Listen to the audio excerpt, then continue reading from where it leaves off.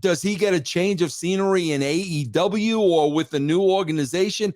Absolutely 100%. Now he's got new players on the team. You could book him fresh, but I just think, bro, he to me, he's in the Miz category. Bro, these guys have run their course.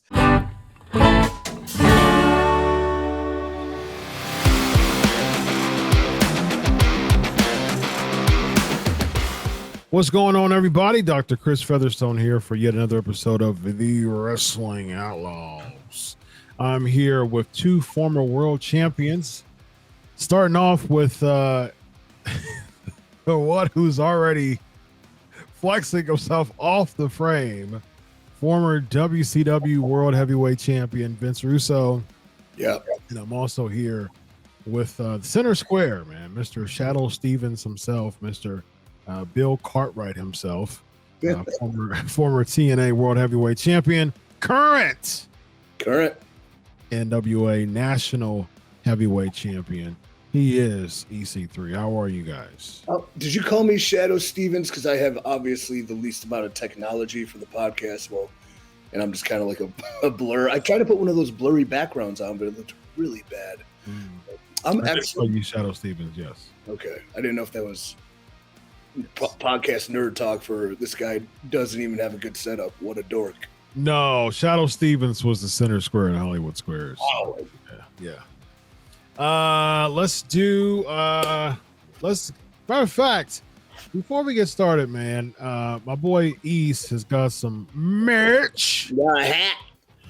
Yeah, my new minimalist design of CYN through the rebrand will be available soon, so look at controlyournarrative.com.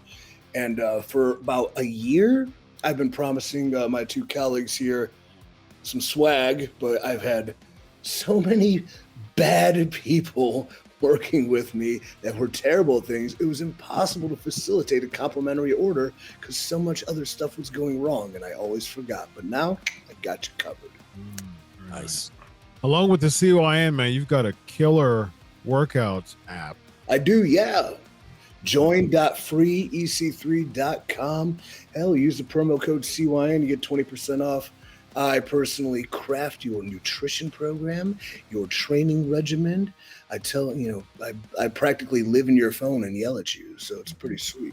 Very nice. Awesome. And I'm a future, again, World Heavyweight Champion, so that's going to be pretty cool, too. So Very nice. Vince, you got anything to pub, man? No, I just want you to know, Chris, I'm wearing my glasses that piss the marks off, purposely to piss them off. So I just want everybody. Oh, you got your my piss the mark glasses off. You got your mother goggles going on. Yes, today. yes. Very nice. people really get mad over your glasses. Yes.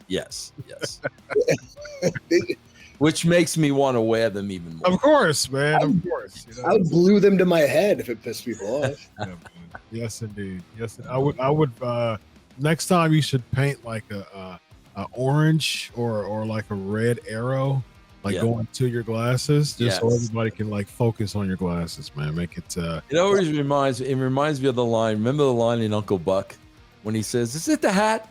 I know the hat pisses a lot of people. Is it the hat, bro? Is it the glasses?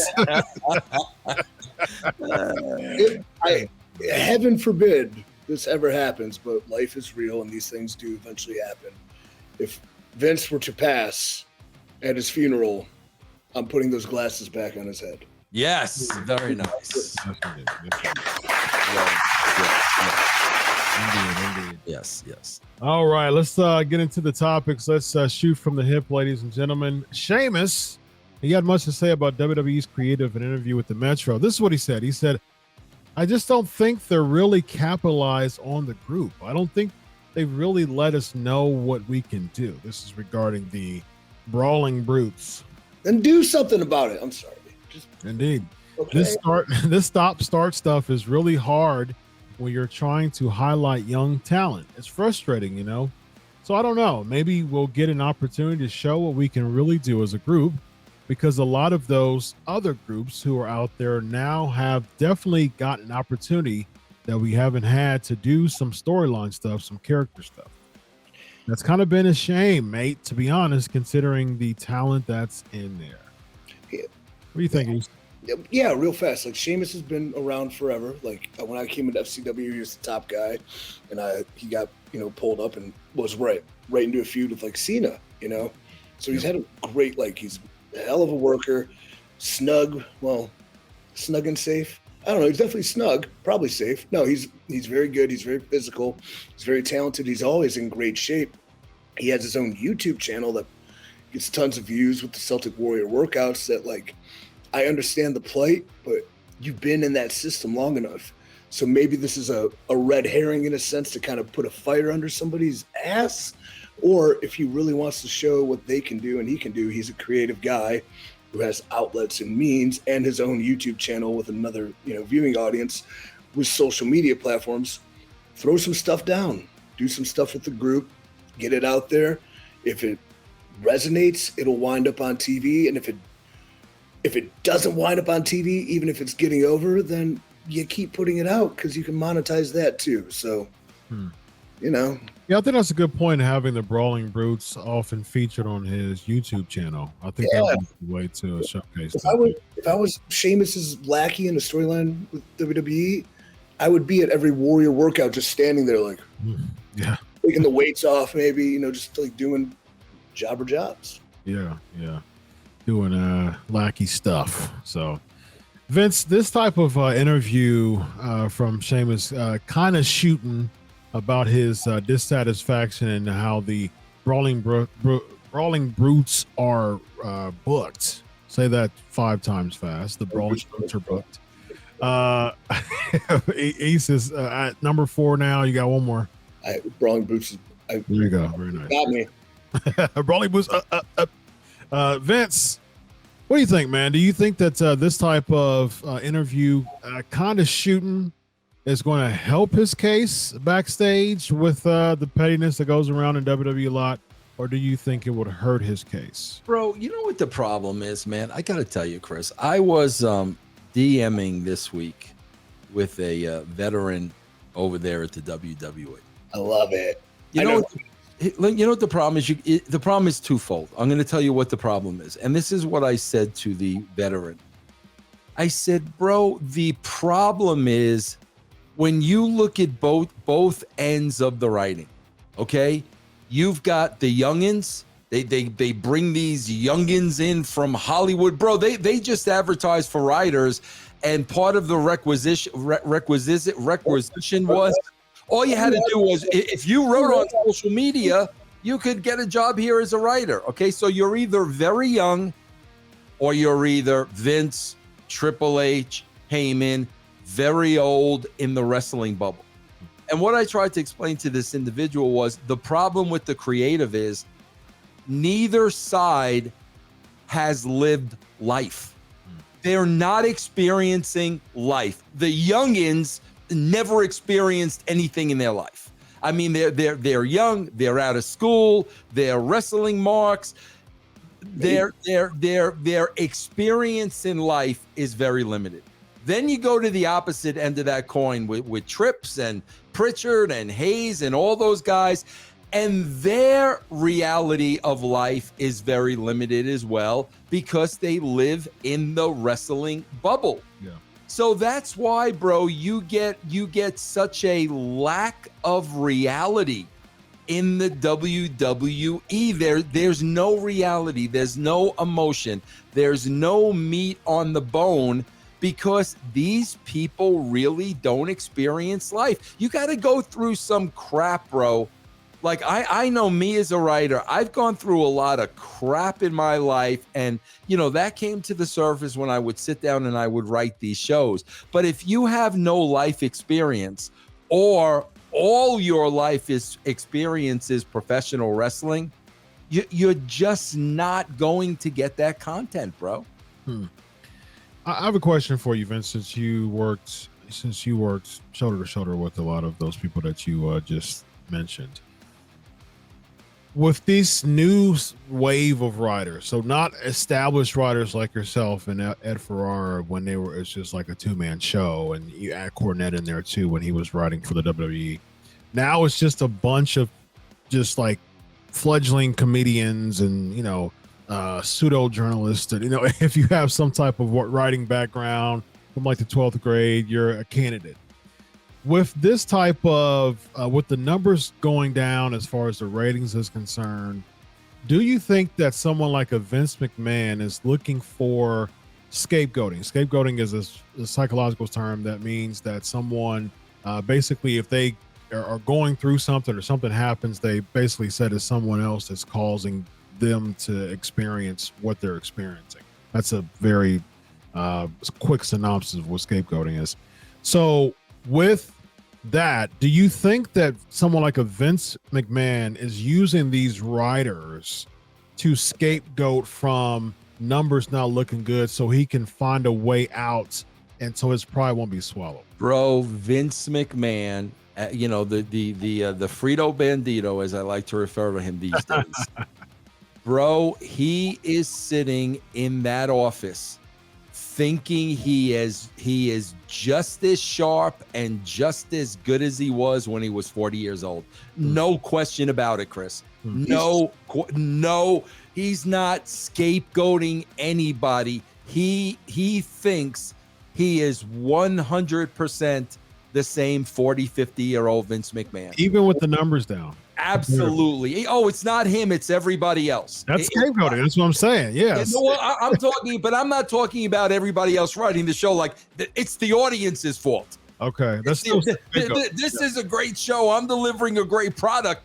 They're just not watching it. Like seriously, bro. I guarantee you, he is thinking he is the same guy he was 30 years ago. No question. So they're not watching it. If someone were to push back and say, Vince, why aren't they watching it? What would he say? It sucks. Bro, that is a great question, bro. That is the excuse they always go to, because once in a while when they do those quarterly calls, that gets brought up, bro. It really does get brought up once in a while. And of course, the excuse is always, well, there are other ways to what people are streaming now. And it's always that excuse. And he probably believes that, bro. Because listen, I guarantee you that show we saw this past Monday, Chris, I guarantee you he thinks that show was just as good as any show during the Attitude Era. I guarantee you.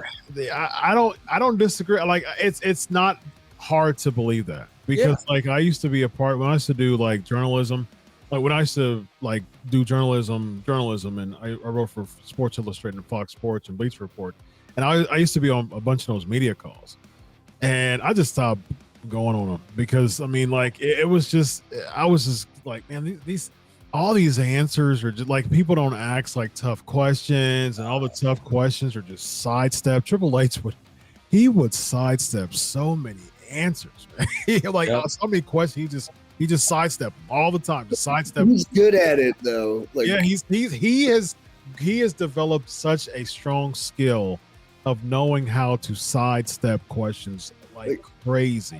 He gives you things you think you're, I don't know, like you think you're getting something, but it's a complete nothing, and it takes like a smart mind like yours, mine, Vince's, to understand that. Well, all the other guys are just exactly, man. Yeah. I would say there would be so many times because you would log in beforehand, like way beforehand. You would say your name and your media outlet, and so that's before they would actually start the call of the person coming in, usually Triple H. And so basically what would happen is that you would say your name and your media outlet, and then you would ask a question, and then he would say the answer, and then no one would really push back. Like I would push back every single time. If it was a non-answer, I would push back every single time. I was like, okay, so help me understand. So what you're saying, it was a non-answer. Like don't, I'm not satisfied. And just like you said, EC3, someone would be like, oh yeah, like he's like, no, that's not an answer. Oh, yeah, exactly. Works. Yeah.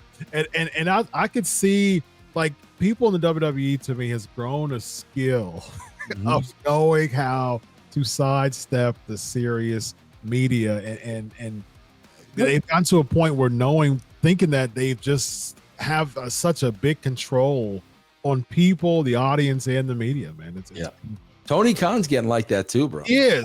Oh, yeah. without a doubt. Yeah, Without a doubt. Yeah, but like I think with Triple H, these aren't serious media people either. These are not accredited journalists who like done a lot. Like a lot of those calls were guys that have Substacks or blogs. Hey, my name's Tim from Backyard Sports. I see you're hiring, and I just happen to have a Gab. Would you like to look at my Gab? Yep, absolutely. Very interesting.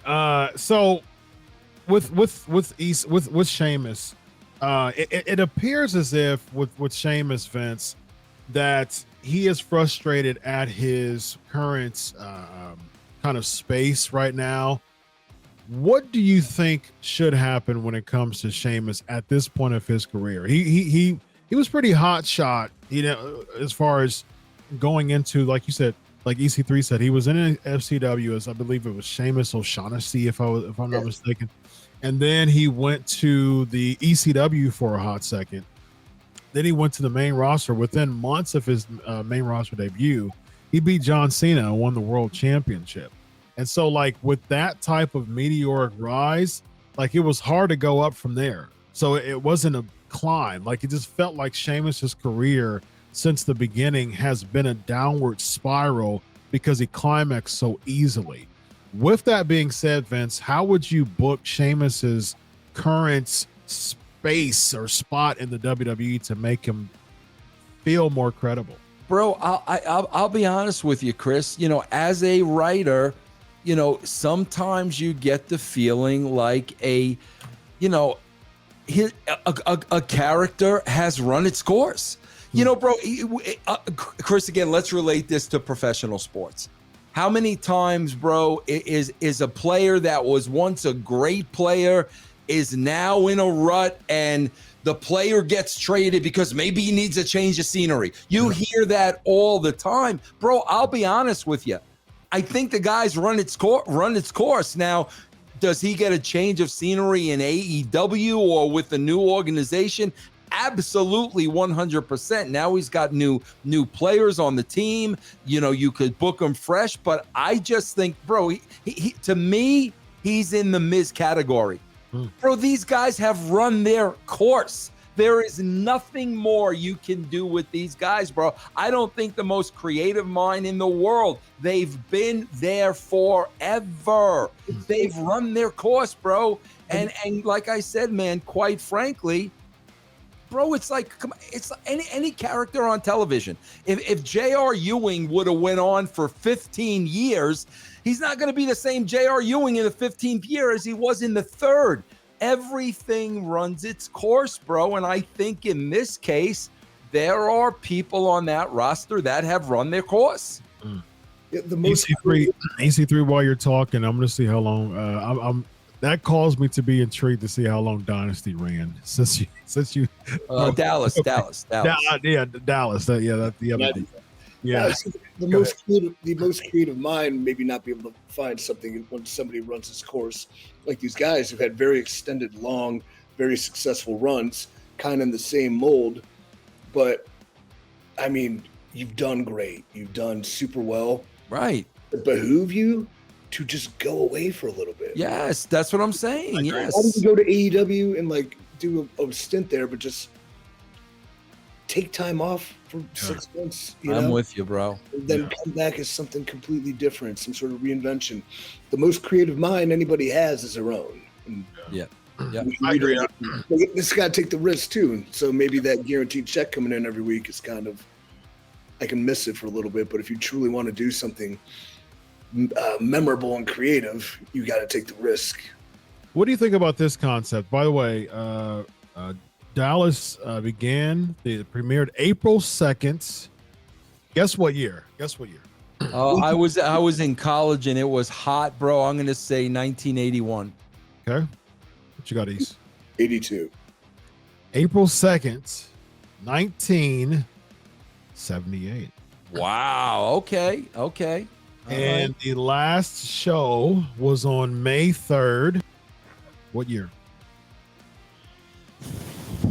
78. It was still 86. 86 sounds good, but I don't want to agree with him, so I'm going to say 85. May 3rd, 1991. Whoa. Yeah, 13 years. Wow. It's a That's a hell of a run for a TV show, bro. Who shot JR, man? Yeah. All right, so so it's interesting that you talked about that. I want to ask you both this question as far as to your point, what y'all both were saying, as far as just someone kind of getting a reset and not, just kind of having their presence away for a second to make us miss you in a sense. What do you think about wrestlers having like an off season? Like basically a wrestler working for about like 9 months and taking a season off. So say for instance, if Seth, he's the world champion, he works from, he works from SummerSlam from Mania, takes off the beginning of the year or so, or like Roman Reigns takes the summer off. They take about 3 months off to just kind of spend time with their family and just kind of recoup physically. And they still keep this like a teacher's salary. You work 9 months, you take 3 off, and you still get a yearly salary. What do y'all think about that? I think it would be a creative windfall, and I think it would make people special and fresh. I just think from the business aspect, what does wrestling do? You're gearing a machine and it grinds you down, and when you break, you get replaced. So like in theory, it sounds very cool. It sounds like it would be awesome to keep things fresh and different and allow other people to come up, and then you come back, and then there's new people to work, and then the creative process can just be keep rolling in different ways. Yeah. Would it ever happen? I don't know. Because companies taking the time off. It's just that certain talents are kind of scheduled out quarterly. I think it's a great idea. Yeah, Chris, because even aside from what EC3 said, and he's dead on, but think about what it does on the other side. Think about what it does for their family, and their relationships with their wives and their kids. Yeah, bro. I mean, I think it would be great. The only thing I would ask again as a writer or as a creative person was just give me an explanation why they're leaving. Don't give me don't pull in an Alexa Bliss with me. Don't they just a Carmella where they just you got to just tell me why they're leaving. That's all. Yeah, makes sense.